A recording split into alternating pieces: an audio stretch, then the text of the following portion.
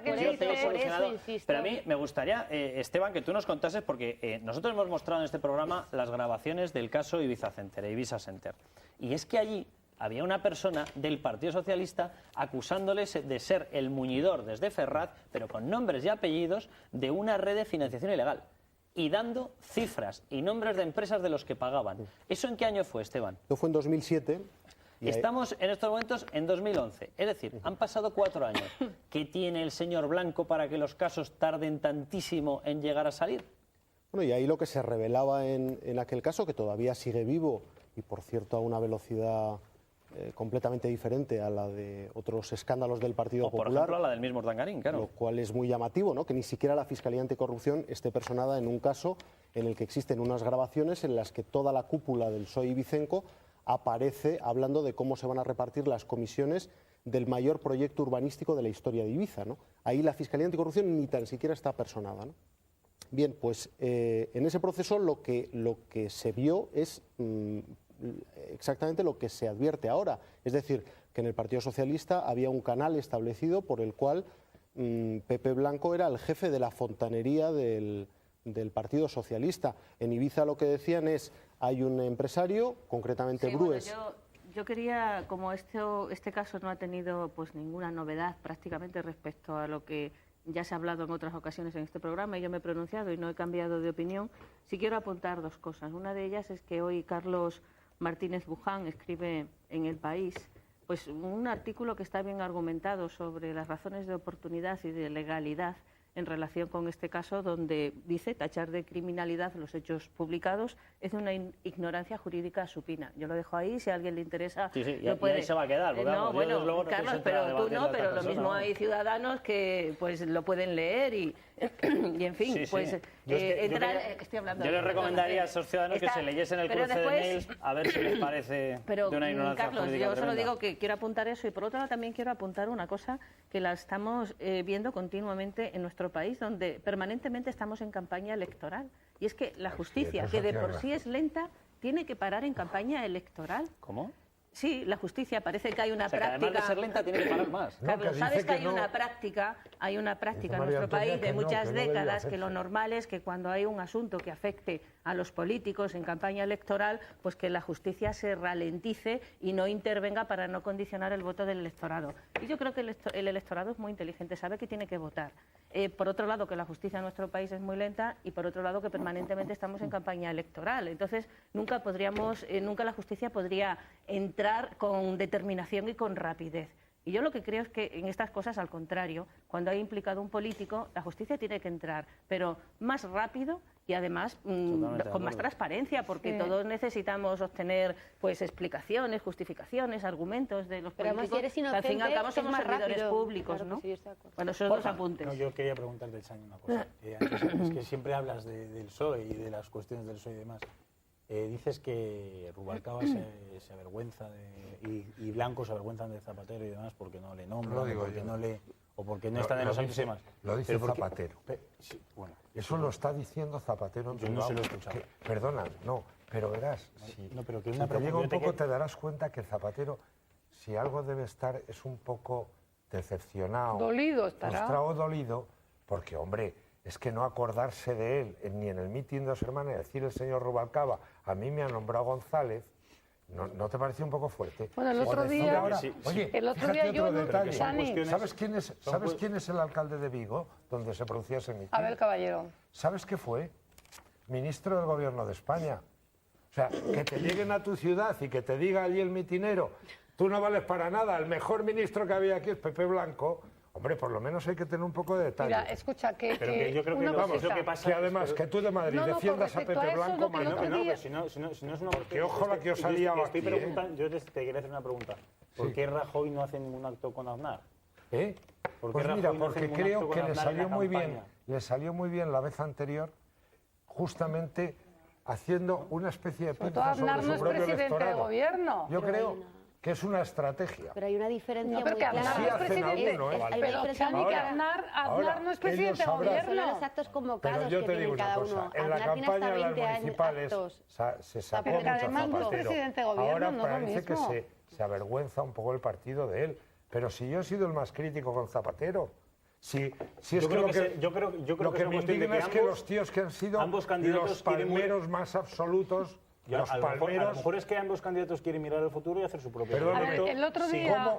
¿Cómo va a ser un señor que ha sido vicepresidente de todo? Vamos a ver, ¿de qué dimite el día 21 el señor Rubalcaba? De nada, porque no está. No puede. Es que el secretario general es... Pero además que hay una cosa, que el secretario general y presidente... Y no sale, pero si es que en el debate electoral no solo no menciona a Zapatero nunca, es que no menciona... A ver, yo quiero... Ahora que estoy pensando Borja, una cosa, si Rajoy fue nombrado a dedo por Aznar... Borja, me parece fatal. Estábamos hablando de corrupción súper agradable. Nos ha faltado irnos a la foto de las Azores. ¿Puedo decir algo? No, pero estoy de acuerdo contigo, me pareció fatal. Una... Zapatero, tiene que haber primarias, aquí hay que gritar, pues si no, no te haces ni caso. Adelante. Una, Zapatero es presidente de gobierno. Dos, Zapatero es secretario general del partido. Y Rubalcaba ha estado 7 años y pico con él. Con lo cual, algo por decencia política... ¿Rajoy cuántos años estuvo? Déjame acabar, por Dios, Borja, luego dices que no interrumpes. Perdón. Algo por decencia política debería haber dicho. Y el otro día yo hacía un artículo en La Nación, en La Razón, que decía, noticia... 2 puntos. Rubalcaba nombra a Zapatero, porque era la primera vez en toda la campaña que nombraba a Zapatero, de soslayo, pero por lo menos lo nombró. Dijo, lo has hecho muy bien, punto final, fin de la presente historia. Pero por lo menos dijo esa frase. Eso es un bochorno y sobre todo me parece indecente. Porque si tú estás ahí porque un señor te ha puesto a dedo, porque se cargó a chacón, porque no hubo primarias, por un montón de cosas, Corcho, por lo menos se ha agradecido... y defiéndelo. Pero no nos vayamos, que estábamos con todos los temas de la bola de corrupción, que la gente sabe muy bien. Atención a cómo se ha tenido que marchar una persona, y déjeme que muestre antes cómo anticipaba el hecho Esperanza Aguirre, porque Esperanza Aguirre ha bautizado a una persona, Tomás Gómez, exalcalde de Parla, que ha dejado una deuda colosal. Bueno, lo bautizaba directamente Esperanza Aguirre, como van a ver, el Papandreu de Parla. Y luego les mostramos lo que le acaba pasando. Vamos a verlo. ¿Cómo ha dejado su señoría el Ayuntamiento de Parla? Pues nos acabamos de enterar, con una deuda descomunal de 300 millones de euros, que dividido por los habitantes de Parla, ¿a cuánto da? 7.500 euros por cada uno de los parleños. No me extraña nada, señoría, que ya le están llamando a usted el Papandreu de Parla. Gracias, señor presidente. Que aquí en Madrid no creas que andamos... Aquí andamos con 7.100 millones de deuda en Madrid. Pero dejadme que veamos, porque la gente se está empezando a enterar de este tipo de cosas. Y la gente empieza a reaccionar. ¿Por qué? Pues porque en Parla ese agujero ha supuesto despidos. Y como ha supuesto despidos, resulta que en su viejo feudo el señor Tomás Gómez se encontraba con esto.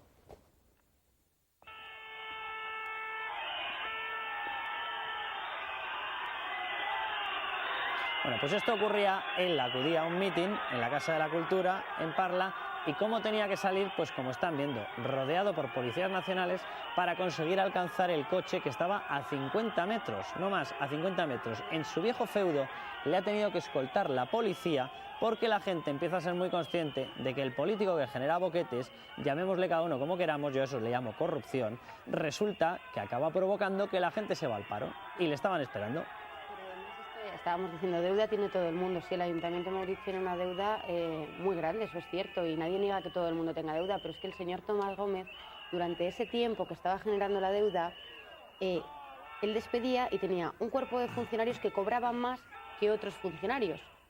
Tenía, no lo digo yo, lo han denunciado y está denunciado en los juzgados, unos señores que había despedido y había contratado a familiares de personas afines suyos. Entonces, todo esto, o en el caso de los trabajadores del tranvía a los que no se les pagaba, todo esto lo que ha ocurrido es que al final se ha generado un caldo de cultivo que ni su sucesor, ni su Delfín, que era Fraile, que es la persona que él dejó, lo ha podido soportar. Que estaba con él y que también le ha caído la bucheada. Pero es que claro, Fraile ahora está pagando las consecuencias de un señor que se hizo una playa en Parla. Yo quiero solo recordar que en la playa de Parla, cada palmera, que además hay informes del Ayuntamiento de Parla que decían que esas palmeras se morían porque no era el hábitat, es decir, en Parla no puedes poner palmeras porque hace frío, porque no es el ambiente, cada palmera costaba y se mueren. Un congo. Cada palmera costaba un coco a los ciudadanos y este señor las reponía continuamente, y se puede hablar con la empresa que traía las palmeras de Valencia, donde las ponía insistentemente el señor de Parla que quería tener una playa. Todo esto está muy bien. Tú tenía una radio fantasma que tú no había puedes querer tener una playa, y si él hubiera gestionado bien, qué bien la playa para toda la gente de Parla que vaya a la playa.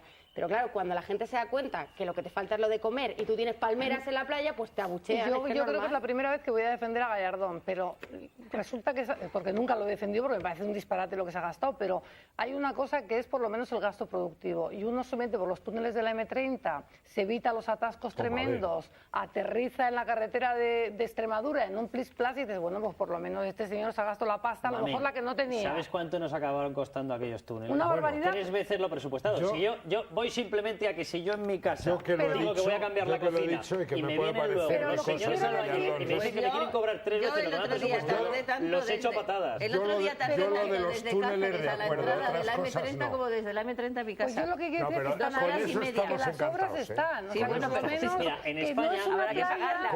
O que no es otro, en no sé qué pueblo también del sur de Madrid, que es que no me acuerdo qué pueblo es, que ha hecho una plaza de no sé qué. Alcorcones. Alcorcón ha encontrado ahora que habían construido el teatro este enorme, que no se sabe, no se ha terminado, para hacer que iba a hacer un circo. Eso, y con vacas, y con animales, y con todo, y un montón, 120 millones de euros. En Collado de Villalba había un teatro que no existía. O sea, pero si yo, a lo que voy es una cosa muy sencilla. O sea, en España se ha estado pensando un montón de político que esto era jauja, que aquí cabía de todo. Y dentro de esas modalidades hemos tenido el que ha derrochado mucho y el que, aparte de derrochar mucho, pues ha decidido, como están plasmando esas acusaciones contra Blanco, que además de derrochar mucho, cabían otras cositas. Y en esas acusaciones de lo que se habla es de que cabían determinadas prebendas. Y o pasamos a un sistema de control del gasto radical o tendremos los que derrochan mucho y los que derrochan mucho más el peaje. Y luego ya podemos discutir y que esto es muy fácil. Es que solamente con que el Tribunal de Cuentas controlara, interviniera las cuentas públicas todos los años y los municipios aprobaran sus presupuestos. ¿Sabes? ¿Por qué no se ha hecho? Que es mi gran pregunta. Anualmente. Sí, el problema es que no es vinculante. No es vinculante, ese es el problema. Bueno, pero es que tampoco se controlan anualmente. Pero y luego además van siempre con un retraso. Sí, eso sí, pero además lo peor... Lo peor es que no es vinculante. Cuéntamelo a mí, que ahora en Majadahonda el Tribunal Superior de Justicia ha dicho que los presupuestos que ha hecho el Partido Popular en Majadahonda desde el año 2010 son ilegales. Los ha anulado, sí. Los ha anulado y no sirve para nada. ¿Y de cuánto es el desfase? Del remanente negativo. Tienen 5,9 millones de euros de deuda de remanente negativo. 6 millones, o sea, prácticamente, de deuda. Sí, o sea, pero espera, Carlos, en Majadahonda teníamos 35 millones de euros de deuda producidos en el desfalco y la trama loca del Gürtel. Y en Majadahonda el impuesto del IBI se ha multiplicado por 2, se ha subido 110% el IBI en 4 años para pagar la deuda del Gürtel. En Madrid el 100% en el último año, Esperemos que la justicia, que acaba siendo la última esperanza de quienes no queremos poner más dinero y que nos saqueen más allá de lo que ya nos saquean, que empiece a funcionar. A ver si alguien se lo empieza a tomar en serio. Muchísimas gracias a todos, se nos ha acabado el tiempo, nos tenemos que marchar, ya saben, a descansar, que hay que levantar España, y en unos minutos la respuesta a la pregunta.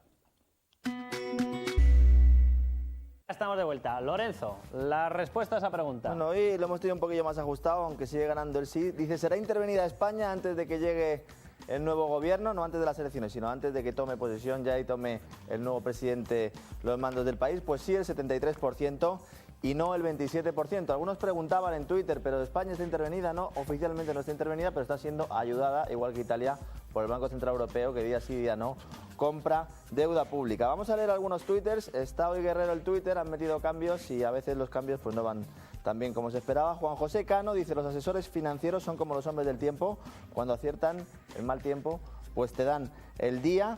Dice Maica Vasco, esto pinta fatal, es la sorpresa electoral de Rubalcaba, dejarnos un país en la ruina y completamente derruido, la verdad es que lo va a tener complicado el que gane. Wilfred Houses dice, falta sinceridad y claridad por parte de todos, los primeros los políticos y los periodistas, y llamar sin miedo a cada cosa, también es importante en época de crisis. Dice Tony Clapp, vivimos en el país del como sí, como si hubiera una democracia, como si hubiera separación de poderes.